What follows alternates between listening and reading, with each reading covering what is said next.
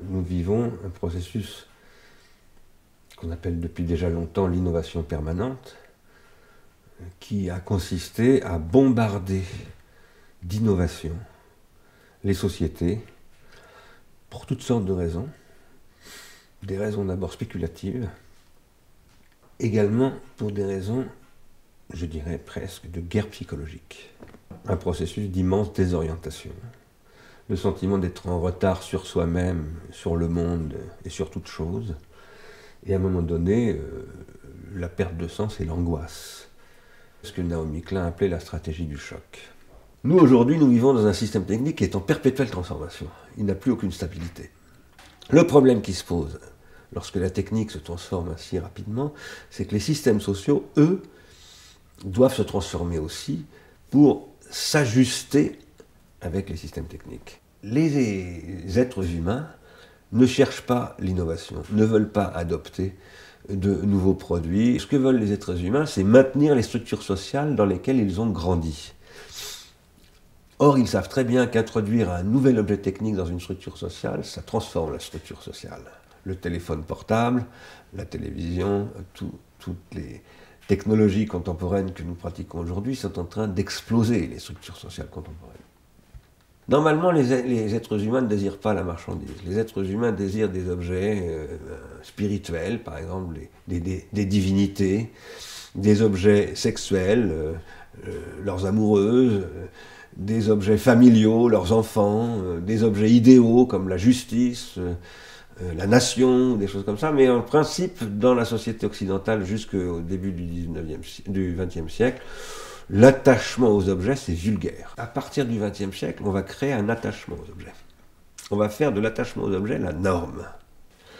Et on va faire en sorte de capter l'attention des individus à travers le cinéma, la radio, la télévision, les médias de masse, la publicité, le marketing, pour faire en sorte qu'ils accordent plus d'importance à leur téléphone portable qu'à leurs gosses.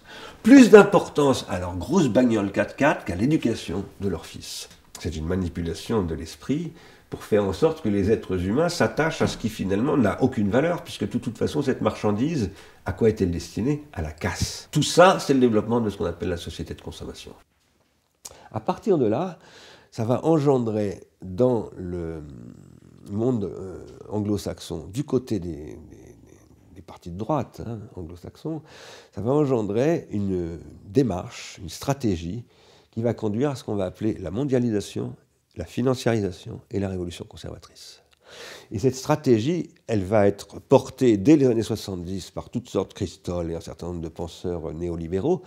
Elle va être surtout élaborée et conçue sur le plan intellectuel à Chicago par la fameuse école de Chicago avec Milton Friedman, mais elle va être concrétisée à partir de 1979 en Angleterre par Margaret Thatcher et en 1980 aux États-Unis par Ronald Reagan. En quoi consiste cette nouvelle stratégie? Elle consiste à dire, laissons tomber la production industrielle. De toute façon, c'est beaucoup d'ennuis, c'est des grèves, c'est des droits sociaux à négocier en permanence, etc. Laissons donc les nouveaux pays industriels produire à notre place. Donc, ne combattons pas la désindustrialisation, mais construisons un capitalisme financier qui contrôle tout ça au niveau planétaire. C'est ça qui va conduire à ce qu'on va appeler la mondialisation. Et dans ce contexte-là, Ronald Reagan va produire cette phrase célébrissime, le government is not the solution, it is a problem. Autrement dit, qu'est-ce que vont faire les néolibéraux à ce moment-là? Ils vont détruire la puissance publique. Et ils vont dire, maintenant, pour que la socialisation des productions industrielles se fasse, il ne faut plus passer par l'État, il faut passer par le marketing. Et c'est à ce moment-là que va se développer ce qu'on va appeler le marketing stratégique. Et que d'autre part, les grandes puissances vont devenir non pas des États, mais des groupes multinationaux. Ces groupes multinationaux vont décider de la pluie et du beau temps. Ils vont imposer aux sociétés partout dans le monde, en tenant aucun compte des localités, leurs modèles de développement, qui sont des modèles spéculatifs et non plus des modèles d'investissement. Ça va conduire à des structures capitalistiques purement spéculatives, les hedge funds et toutes sortes d'autres structures de ce type-là, qui vont se désolidariser complètement des structures entrepreneuriales, qui ne vont plus du tout s'intéresser à des projets d'entreprise, par exemple dans le style de ce que pouvait avoir en tête Henry Ford, mais ils vont exclusivement s'intéresser à des coûts que l'on peut faire sur des modèles de production pour faire ce qu'on appelle dans le monde du casino des allers-retours. Faire un aller-retour au casino, ça veut dire faire un coup, bluffer, gagner beaucoup d'argent et repartir. Et ça devient la règle du capitalisme financiarisé. Et ça va conduire à une société absolument insoutenable. Pourquoi est-ce qu'elle va devenir insoutenable? Parce que du coup, il va y avoir une accélération du transfert de technologie qui va faire que là où il fallait, il y a encore quelques décennies, 15, 20, 25, 30 ans pour socialiser une technologie, le TGV par exemple, on va mettre en place des processus de transfert tellement rapides qu'on va voir émerger des technologies en l'espace de 2 ans qui vont se développer, qui vont proliférer, qui vont faire gagner énormément d'argent à des spéculateurs et qui vont disparaître. Et ça va produire une société qui n'arrête plus de se transformer, mais où les gens n'ont plus du tout le temps de s'approprier les transformations. Une société humaine, c'est une société qui est basée sur un système technique. Ce système technique, pour qu'il se développe sainement, il faut que les individus se l'approprient. L'idée du progrès, c'était ça. L'idée du progrès, consistait à dire qu'il soit conçu par des gens de droite ou par des gens de gauche, c'était de dire le progrès technique, ça permet de produire du progrès social. Le progrès social, c'est plus de justice sociale, plus d'éducation, plus de culture, une vie plus longue, etc., etc. Tout cela constituant donc une augmentation de l'individuation psychique et collective des individus et des groupes sociaux. Et ça, c'est ce qui a régi pendant 2 siècles le développement de la société industrielle. Ça, c'est ce que la révolution conservatrice a détruit. La conséquence, c'est qu'on n'a aucune capacité de se projeter dans le temps, qu'on vit dans l'immédiateté permanente, et que, du coup, on navigue à vue. Qu'est-ce qui est en jeu derrière tout ça ? Ce qui est en jeu derrière tout ça, c'est un rapport au temps du capital. Aujourd'hui, nous sommes confrontés à un capital qui n'investit plus. C'est un capital purement spéculatif. Depuis 2008, ce modèle a craqué et il n'est plus viable. Parce qu'en plus, c'est un modèle ultra toxique qui pollue la planète, qui pollue l'esprit des gens, qui rend l'éducation quasiment impossible. Le problème des parents aujourd'hui, c'est de ne plus pouvoir élever leurs enfants. Parce que même s'ils veulent absolument, même si ce sont des parents extrêmement attentifs à leur progéniture, eh bien, ils sont face à la concurrence d'Apple, des jeux vidéo, de Facebook, de toutes ces sollicitations constantes et qui envahissent tous les milieux sociaux de la jeunesse. Moi, j'ai une fille qui a 14 ans, je me bats pour qu'elle n'aille pas sur Facebook.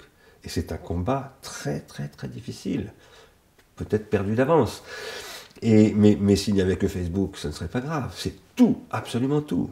Alors, tout ça fait que le long terme, c'est totalement perdu. Tout le monde sait que ce modèle industriel actuel est obsolète, mais personne n'ose dire on va investir dans le long terme pour entrer dans un nouveau modèle.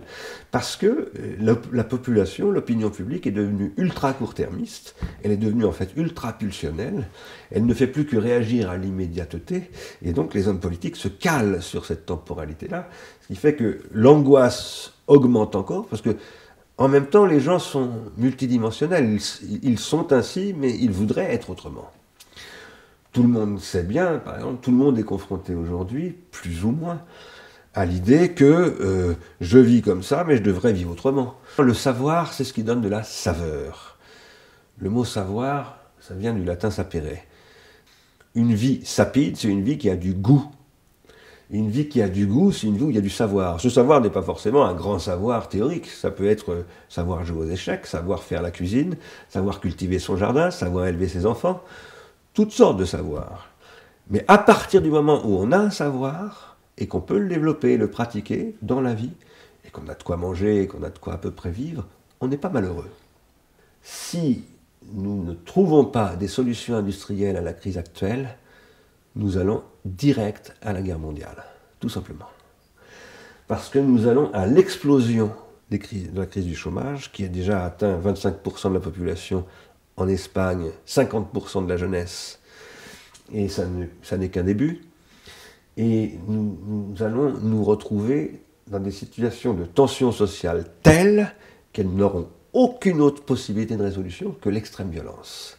Et une violence qui sera une violence d'État. On retournera à la violence d'État, à ce qui avait précédé la Deuxième Guerre mondiale en Europe, par exemple. Tant qu'il n'y aura pas une perspective planétaire à l'horizon crédible.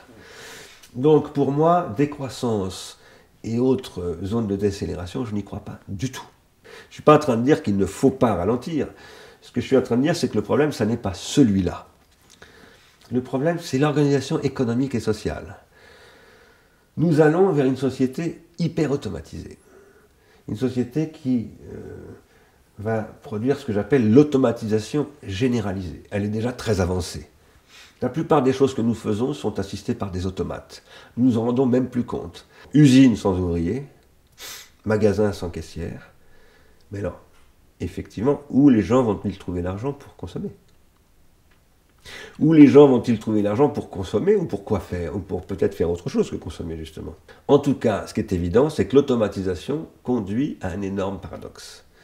À savoir que le modèle qui était le modèle qui s'est formé au XXe siècle, qui est que les producteurs deviennent aussi des consommateurs qui ont un pouvoir d'achat et qu'à travers leur pouvoir d'achat, ils peuvent donc faire fonctionner le cycle de la consommation, eh bien ça, avec l'automatisation, ça ne marche plus. Parce que d'où vont trouver l'argent les gens qui ne vont plus dans les usines? Ça, c'est la question.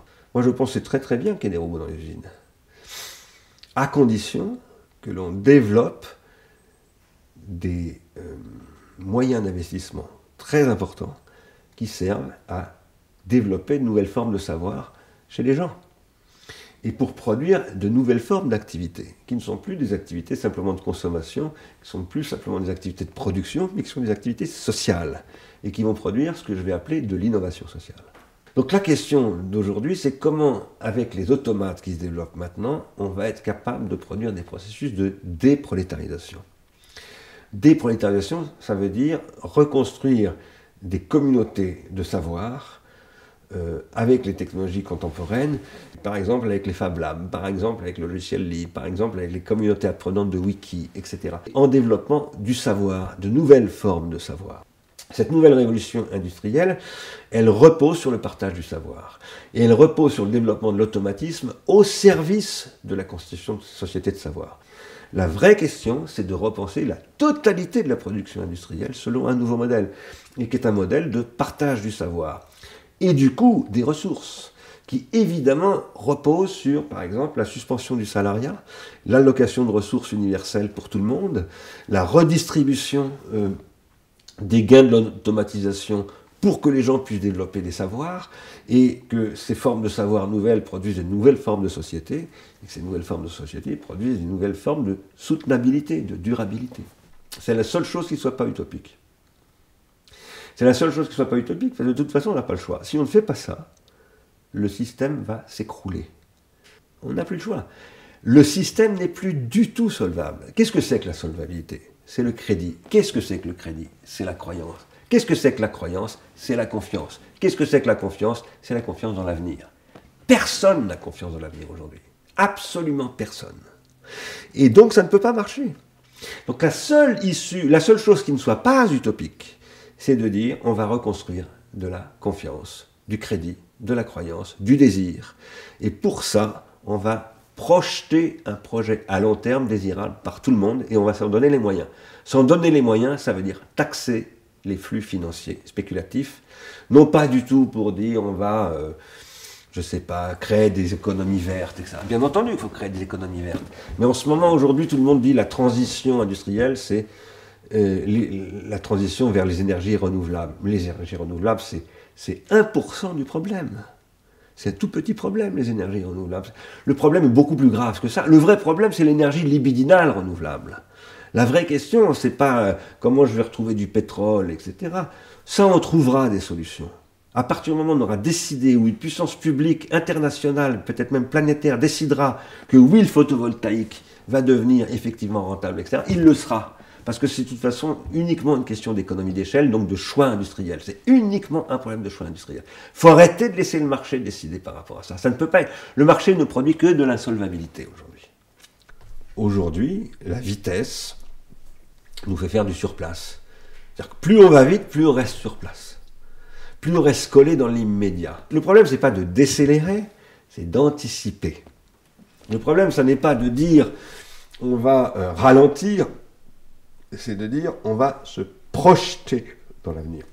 Ce qui est très important, c'est de reconstruire l'anticipation. C'est de recommencer à élaborer des projets. Et pour ça, il faut refaire de la politique. Il faut refaire de l'économie politique. Il faut refaire de la planification. Mais ça peut très très bien se reconstituer. Pourquoi est-ce que ça peut se reconstituer? Dans les communautés que j'appelle de l'économie contributive, des gens travaillent ensemble qui ont des projets. Ils élaborent des projets à long terme. Ce qui les fait travailler, ce n'est pas le désir de gagner de l'argent, d'obtenir de la reconnaissance, ce n'est pas du tout la compétition avec les autres, c'est le seul plaisir de faire quelque chose de bien. Aujourd'hui, nous vivons avec le numérique dans quelque chose qu'on appelle l'économie des data. Ça produit énormément de valeur. L'avenir est là. Il est dans la construction de nouvelles valeurs, de nouveaux types de valeurs à travers ces technologies. Et ça constitue un avenir industriel. Et c'est la seule rationalité qui soit se trouve là.